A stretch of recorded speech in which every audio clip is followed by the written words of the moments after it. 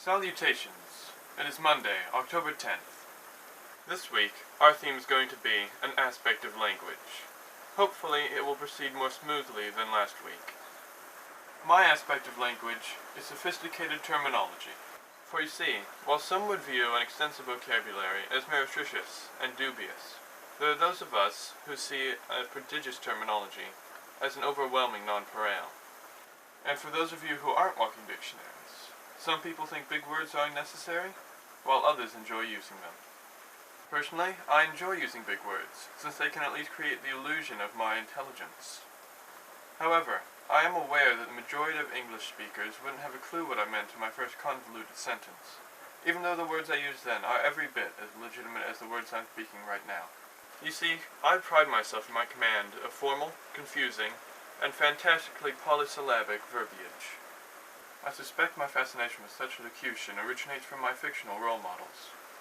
To clarify, I take inspiration from characters both in our realm of reality and those which are concoctions of the mind. From the latter, there are characters such as Sherlock Holmes, Jeeves, Doc Scratch, Professor Layton, and V. These characters all conduct themselves with a sophisticated air and utter naught but the most grandiose of vocables. And thus, it appears I have replicated such habits, although I do not regret it in any way. Despite the aggravation my meretricious vocabulary inflicts on others, I find it a liberating endeavor, allowing me to express my creativity to its full potential. Finally, I have several queries which I intend to respond to. Tracy's inquiry was, what are your favorite things about America? Admittedly, the cuisine is among my preferred aspects of the United States, such as Krispy Kreme, an abundance of Mexican consumables, a fine range of confectionery, and a restaurant specializing in pizza called Pagliacci. I also enjoyed the weather, the snow in the winter, the variety of consumer outlets, and the amiable citizens.